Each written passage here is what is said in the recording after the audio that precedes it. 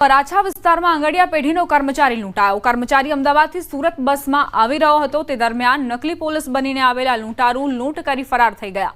સોના ચાંદી અને રોકડ મળી કુલ 16.50 લાખની લૂંટ કરી કર્મચારી બસમાંથી ઉતરી લેવા આવનાર કર્મચારીની રાહ જોઈ રહ્યો હતો।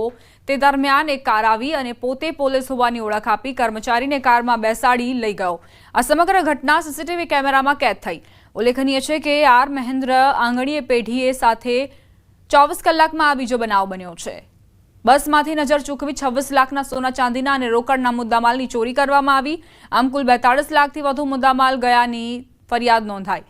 पुलिस गुनो नोंधी વધુ तपास हाथ धरी। बात है कि बस में वो ड्राइवर के पास जाता है कुछ पूछने के लिए और तब तक उसका जो पैकेट है उसके सीट पे रखा होता है और दो लोग उसका पैकेट लेके उतर जाते हैं। तो सेम ही आंगड़िया पेढ़ी के साथ एक बैक टू बैक डेज में दो बनाव हुए हैं। तो इसमें क्राइम की टीम और जोन 1 की एलसीबी और वराछा पुलिस स्टेशन की टीम इसमें कॉन्टिन्यूअस एफर्ट कर रही है और हम जल्दी आरोपी को पकड़ेंगे। फरी मोबाइल ब्लास्टनी घटना सामे आवी। मोबाइल यूजर्स माटे लाल बत्ती समान किस्सो। शिनोरना साधली गामे मोबाइल फोन फाट्यो।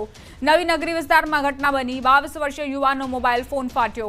खीसामां रहेल मोबाइल फोन में अचानक धुमाड़ो निकलता युवाने बहार फेंक्यो। फोन बहार फेंकवा जता युवान ने हाथ और पगना भागे ईजा पहोंची। ईजाग्रस्त युवान ने सारवार माटे साधली प्राथमिक आरोग्य केन्द्र में खसेडवामां आव्यो छे। संवाददाता हार्दिक जोड़ाई गया है वधु जानकारी साथे।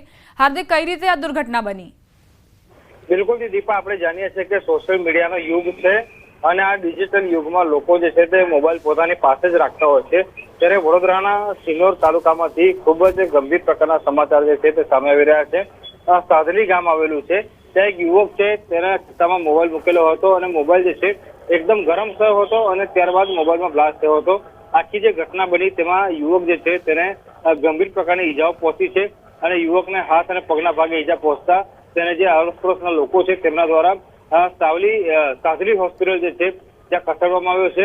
ત્યાં ટૂંકમાં કહીએ તો જે લોકો પોતાનો મોબાઈલ સતત ઉપયોગમાં લેતા હોય છે તેમના માટે આ લાલ બત્તી સમાન કિસ્સો જે છે તે કહી શકાય। દીપા, હાર્દિક, આપ જોડાયેલા રહેજો।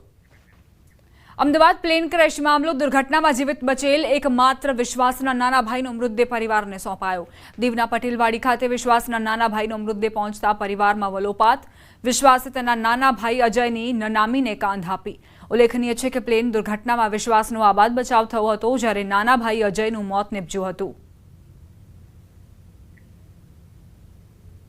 એનો જે ભાઈ જે દુર્ઘટનાગ્રસ્ત પ્લેનમાં મૃત્યુ પામેલો એનો પાર્થિવ દેહ રાત્રે 2 વાગ્યાની આસપાસ એના ફેમિલીને સોંપવામાં આવ્યો છે અને એને એ લોકો અંતિમ ક્રિયા માટે દીવ લઈ ગયા છે। અમદાવાદમાં 12 જૂને બનેલી પ્લેન ક્રેશની દુર્ઘટના સમયનો વધુ એક વિડીયો સામે આવ્યો। વિડીયોમાં દેખાઈ રહ્યું છે કે દુર્ઘટના બાદ કેન્ટીનમાં ધૂળભર્યું વાતાવરણ છવાઈ ગયું હતું। અચાનકથી કેન્ટીનમાં જમતા લોકોમાં અફરાતફરી મચી હતી। દુર્ઘટના સમયે મેસમાં જમી રહેલા ડોક્ટર અક્ષય ઝાલાએ આંખો દેખી વર્ણવી। કહું બ્લાસ્ટના અવાજથી લોકો પોતાની જમવાની થાળી મૂકીને જીવ બચાવવા ભાગ્યા હતા અને જ્યાં જગ્યા મળી ત્યાં સુરક્ષિત સ્થાને પહોંચ્યા હતા।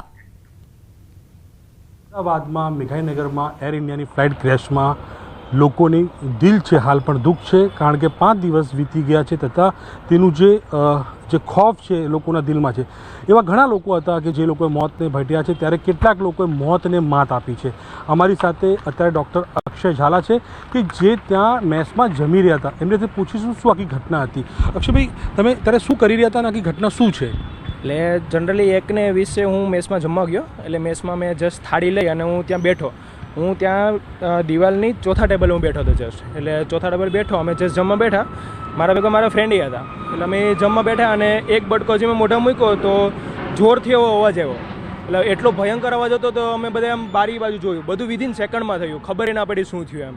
એટલે બારી બાજુ અવાજ આવ્યો એટલે એટલો મોટો ધરતીકંપને એવું થયું કે મોટું બધું પડી ગયું અને ધૂળ થઈ ગયું। બધું કંઈ દેખાય નહીં। મારી આંખમાં ધૂળ કરી ગઈ હતી, નાકમાં ધૂળ કરી હતી, મોઢામાં ધૂળ કરી ગયું, કંઈ શ્વાસ ના લેવાય અમારાથી। પછી એક કોકનું બ્લડ મારા હાથમાં ચોંટી ગયું હતું, મારા કપડામાં ને એમાં એમ, અને આંખમાં એટલી ધૂળ કરી ગઈ કે આંખ ખુલે એવું નહોતું એમ। ત્યારથી પછી એટલે અમે આંખો બંધ કરી અને પહેલાં તો ત્યાં એને જગ્યા અમે ઊભા રહ્યા। ત્યાં ઊભા રહ્યા, ત્યાં અમે જોયું કે જો પડશે કંઈક ઉપર અમારી ઉપર પડશે તો અહીંયા જ પડશો અને અહીંયા જ મરી જશું। બાકી જો અહીંયાથી આગળ ગયા અને ત્યાં પડશે તો ત્યાં પણ મરવાનો ભય રહી છે। એટલે અમે ત્યાં ઊભા રહ્યા। ત્યાં ઊભા રહી અને પછી અમે ત્યાંથી 1 સેકન્ડ માટે ઊભા રહ્યા કે જે થાય અહીંયા થશે। પછી જ્યારે શાંત થયું અને ધૂળ તો હતી ચારે બાજુ, કંઈ દેખાતું નહોતું. પછી હું અને મારો ફ્રેન્ડ અમે બંને એકબીજાને પકડી અને ત્યાંથી આગળ સીડીએથી ગયા કે જો સીડી તૂટેલી હશે તો ત્યાંથી ઠેકડો મારી આવીશું, બાકી ત્યાંથી નીકળીએ. પણ સીડી ફોર્ચ્યુનેટલી સારી હતી એટલે અમે ત્યાંથી પછી નીકળ્યા અને આંખો બંધ કરીને મલબોનો બધી પડેલો હતો એટલે અમે ત્યાંથી ઠેકડે મારીને બહાર નીકળી ગયા. આજે તમે મેસમાં જ હતા અને જે ફ્લાઇટ જે ક્રેશ થયું મેસ ઉપર જ પહેલાં ટકરાયું છે? પહેલાં મેસ ઉપર ટકરાયું હતું. સૌથી પહેલાં મેસ ઉપર પાછળનો ભાગ ટકરાયો અને ત્યાં ત્યારે બ્લાસ્ટ નહોતો થયો એટલે એ અમારા માટે સારી, એમ કે બ્લાસ્ટ નહોતો થયો પણ ધૂળ એટલી બહુ હતી ને એટલે અમને કંઈ દેખાતું નહોતું. સૌથી પહેલાં મેસ ઉપર બહુ જોરદારનો અવાજ આવ્યો એટલે અમે બધા ઊભા થઈ ગયા અને બધા એકબીજાને પકડીને ચિલ્લાવા લાગ્યા અને રાવડો પાડવા લાગ્યા. પછી અમે ત્યાંથી બચીને નીકળ્યા. મેસમાં કેટલા લોકો હશે એપ્રોક્સિમેટલી? એટલીસ્ટ જ્યારે હું જમવા ગયો તો ત્યારે 70 થી 80 લોકો જેટલા જમતા હતા. ઘણા બધા બચી ગયા છે? હા, ઘણા બધા ત્યાંથી પહેલા માળેથી બારીએથી કૂદીને નીકળી ગયા હતા અને ઘણા બધા અમારી સાથે પછી ત્યાંથી સીડીએથી નીકળ્યા હતા. જ્યારે બ્લાસ્ટ થયો મેસ ઉપર જ્યારે ટક્કર વાગી અને કેટલા સમય પછી આ બ્લાસ્ટ થયો હશે એટલે આગ લાગી હશે બધું? મેસમાં છે ને આગ નથી લાગી. અમે જ્યારે નીકળી અને બહાર થોડાક આગળ ગયા અને પછી અમે પાછળ ફરીને જોયું ત્યારે અમને ખબર પડી કે પ્લેન ક્રેશ થયું. અમને ત્યારે નથી ખબર કે શું થયું છે. અમને એવું લાગતું કે કંઈ ભૂકંપ આવ્યો અથવા તો કંઈ પણ એવું થયું છે કંઈક કે જેથી કરીને આવું બધું થયું એમ. અમે બહાર નીકળીને પાછળ ફરીને જોયું ત્યારે પ્લેન ક્રેશ થયું હતું અને ત્યારે મેસમાં નથી આગ લાગી, ત્યારે આગળ બહુ ત્યારે આગ લાગી હતી અને ત્યારે ધુવાડો પણ બહુ આગળ વધારે હતો. પછી ત્યાં સુધીમાં લોકો બધા નીકળી ગયા હતા એમ. તાત્કાલિક બધું આવી ગયું હશે અને મોતને આપણે નજરે જોયા છે? મારી નજરે એટલે જ્યારે હું મેસની બહાર નીકળી થોડો આગળ જોઈને જ્યારે મેં સેકન્ડ પાછું ટર્ન લીધો ત્યારે મને એવું થયું કે સેકન્ડ લાઈફ મળી એમ. બાકી જીવવાનો કોઈ આમાં 0% ચાન્સ હતો બચવાનો એમ, કે બચવાનું કોઈ શક્યતા જ નથી આમાં. કેટલા લોકો નીકળી ગયા હશે તમે મેસમાં જમતા થયેલા? એટલીસ્ટ મારા ખ્યાલ પ્રમાણે 70-80 માંથી એટલીસ્ટ 50+ તો નીકળી ગયા હતા.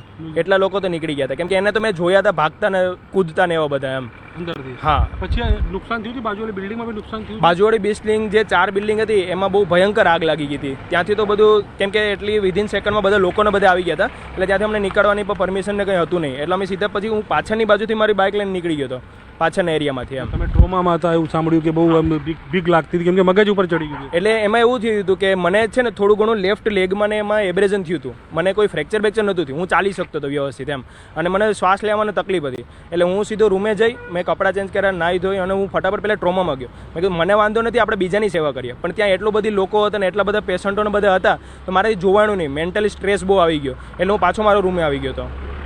બીજું જિંદગી મળી એવું કહી શકાય આપણે? બીજી જિંદગી મળી, લિટરલી બીજી જિંદગી મળી. લાઈફ મારી બીજી છે એવું મને લાગે છે અત્યારે. એપ્રોક્સિમેટલી કેટલા વાગે આ બન્યું હશે પ્લેન ક્રેશ? એક્ઝેક્ટલી કેટલા વાગે થયું હશે? એક્ઝેક્ટલી 3:35 આજુબાજુ મને ખ્યાલ છે કેમ કે હું 1:35 આજુબાજુ ખ્યાલ છે કેમ કે હું 1:20 જમવા ગયો હતો. પછી મેં થાળી લીધી, માસી પાસેથી રોટલી બોટલી લીધી એટલે એટલીસ્ટ 1:30 જેવું થઈ ગયું હતું. પછી હું જમવા બેઠો ને હજી એક જ બટકો મોઢામાં મૂક્યો હતો, ક્યાં આવું થયું હતું. બિલકુલ. તો અક્ષય હતા જે બીજી જિંદગી કહી શકાય કે તમને મળી છે અને ક્યાંક ને ક્યાંક મેસમાં જતા કે જ્યારે ઘટના બની પ્લેન ક્રેશ થયો એટલે કે ટકરાયું એનું પાછળનું ભાગ ત્યારે મેસમાં હાજર હતા અને તે પોતાનો જીવ બચાવવામાં સફળ થયા છે. કેમેરામેન હરીશ શર્મા સાથે નવીન ઝા, ન્યૂઝ 18 ગુજરાતી, અમદાવાદ. સમાચારોમાં આગળ વધીએ. બોટાદથી સમાચાર. સાગાવદર ગામે ઇકો પાણીમાં તણાઈ જવાનો મામલો. ઇકો કારમાં સવાર તમામ 7 લોકોના મોત. આજે કુલ 5 લોકોના મૃતદેહ મળ્યા. ઇકોમાં કુલ 9 લોકો સવાર હતા જેમાં 7 લોકો ગુમ હતા. ગઈકાલે 2 લોકોના મૃતદેહ મળ્યા હતા. એનડીઆરએફ તેમજ સ્થાનિક રેસ્ક્યુ સહિત ગામ લોકો મહેનત કરી રહ્યા હતા. બોટાદ પ્રાંત અધિકારી, બોટાદ રૂરલ મામલતદાર તેમજ સ્થાનિક ગામના આગેવાનો સહિત ગુમ થયેલની શોધખોળ હાથ ધરાઈ હતી. કારિયાણી ગામના તળાવમાંથી મળી આવેલી 5 ડેડ બોડીનું પોસ્ટમોર્ટમ કરવામાં આવશે. સંવાદદાતા વિજય જોડાઈ ગયા છે વધુ જાણકારી સાથે. વિજય, કઈ રીતે આ દુર્ઘટના બની હતી અને અત્યારની શું સ્થિતિ? કેટલા લોકોને સુરક્ષિત બહાર કાઢવામાં આવ્યા? જી દીપા, ચોક્કસથી કહી શકાય કે ગંભીર બેદરકારીના કારણે કરુણાંતિકા સર્જાઈ હોય તેવી આ ઘટના છે જેમાં ગત 16 તારીખના સાંજના સમયે સાંગાવદર અને લાઠીદર ગામ કે જે બોટાદ તાલુકાના ગામો છે તેની વચ્ચેની નદીમાંથી જોખમી રીતે કાર પસાર કરાઈ હતી. જે ઇકો કારમાં કુલ 9 જેટલા લોકો સવાર હતા જેમાંથી 2 લોકોનો આબાદ બચાવ થયો હતો પરંતુ અન્ય જે 7 લોકો છે તે પાણીના પ્રવાહમાં કાર સાથે તણાઈ ગયા બાદ ગઈકાલે એટલે કે 17 તારીખના રોજ 2 લોકોના મૃતદેહ મળી આવ્યા હતા અને ત્યારબાદ આજે વહેલી સવારથી જ એનડીઆરએફ, રૂરલ, સ્થાનિક પ્રાંત અધિકારીઓ સહિતના સ્થાનિક લોકો દ્વારા મૃતદેહોનું શોધખોળ હાથ ધરવામાં આવી હતી. ત્યારબાદ વહેલી સવારથી કારિયાણી ગામના તળાવ વિસ્તારમાંથી એક બાદ એક આજે કુલ 5 જેટલા જે મિસિંગ પર્સનો હતા એ 5 ના મૃતદેહ હાલ એક બાદ એક મળી ચૂક્યા છે અને તમામ 5 અને ગતરોજ મળેલા 2 એમ કુલ 7 લોકોના મૃતદેહોને બોટાદ સરકારી સોનાવાલા હોસ્પિટલ ખાતે પોસ્ટમોર્ટમ અર્થે ખસેડવામાં આવે. આભાર વિજય. વરસાદનું આગમન થતાં જ અમદાવાદ શહેરના રહીશોને ભારે હાલાકીનો સામનો કરવાનો વારો આવ્યો છે. દર વર્ષે ચોમાસામાં ગોદરેજ ગાર્ડન સિટીના રસ્તાની બિસ્માર હાલત જોવા મળે છે. સ્થાનિકો પણ ખરાબ રોડ રસ્તાને લઈ પરેશાન. મનપા તંત્ર કામગીરીમાં બેદરકારી દાખવતા હોવાના આક્ષેપ કરી રહ્યા છે. વરસાદ પડતાની સાથે અમદાવાદ શહેરના રોડ રસ્તાની હાલત ખસ્તા થઈ જતી હોય છે. અમદાવાદના ગોદરેજ ગાર્ડન સિટી પાસે છું અને ગોદરેજ ગાર્ડન સિટી પાસે એક તરફ આપ જુઓ તો અમદાવાદ મહાનગરપાલિકા દ્વારા જે કામ કરવામાં આવ્યું છે તે અંગે ખોદકામ કરવામાં આવ્યું છે. પરિણામે રસ્તો છે તેને અડધો અડધ ખોદકામને કારણે બંધ કરી દેવાયો છે અને બીજી તરફ રોડ રસ્તાની હાલત પણ ખસ્તા થયેલી જોવા મળી રહી છે.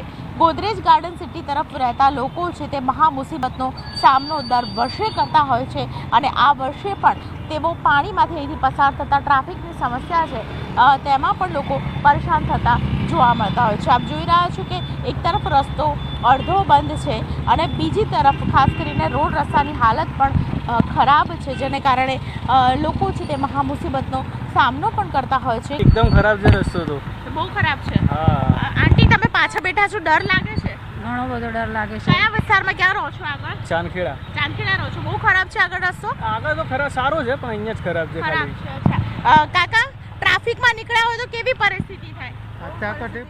પરિસ્થિતિ થાય છે મેડમ, કેમ કે અમને પાણી બહુ વધારાનું ભરાઈ જાય છે અહીંયા. આ ખાડા ખપચાના હિસાબે 2 વ્હીલર વાળા 4 વ્હીલર વાળા વચ્ચે ફસાઈ જાય છે. એના કારણે પબ્લિકને બહુ તકલીફ પડે છે મેડમ. તમે ક્યાં રહો છો? આગળ અમે આગળ ચાંદખેડા માનસરોવરમાં રહીએ અને છીએ. અહીંથી રોજનો અમારો રોજનો રૂલિંગ છે રોડ આવવા જવાનો, કેમ કે આટલા ખબર સુધી પાણી હોય છે, એટલું જ બધું પાણી ભરેલું હોય છે વરસાદના કારણે. એના કારણે અમારે હેરાન થવાનું થાય છે. પહેલા જ વરસાદ તો હા, પહેલા જ વરસાદમાં ફૂલ પાણી ભરાઈ જાય છે. તે સાંજે અમે અહીંથી જ ગયા હતા.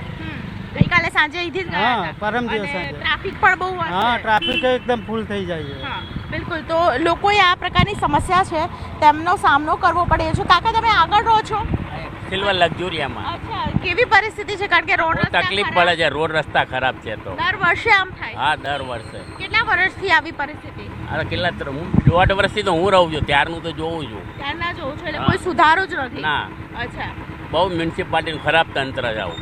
ટેક્સ પૂરો આપીએ છીએ ને આવું ચાલે અમારે. બિલકુલ. તો ટેક્સ પેયર છે અને ટેક્સ પે તો પૂરો આપે અને જો ટેક્સ ના આપે તો સીલ કરી દે. પરંતુ પરિસ્થિતિ એવી છે કે રસ્તા લોકોને અહીં રસ્તા પણ નથી મળતા. આપ જુઓ તો અડધો રસ્તો ખોદેલો અને બીજો જે રસ્તો છે તે પણ જવા લાયક નથી. લોકોએ ખાસ કરીને 2 વે રસ્તો છે તેને 1 વે કરીને ટ્રાફિકમાં જવું પડે છે અને આ પ્રકારની પરિસ્થિતિથી લોકો છે તે પરેશાન થતા જોવા મળી રહ્યા છે. કેમેરામેન પંકજ મકવાણા સાથે દીપિકા કુમાર, ન્યૂઝ 18 ગુજરાતી, અમદાવાદ.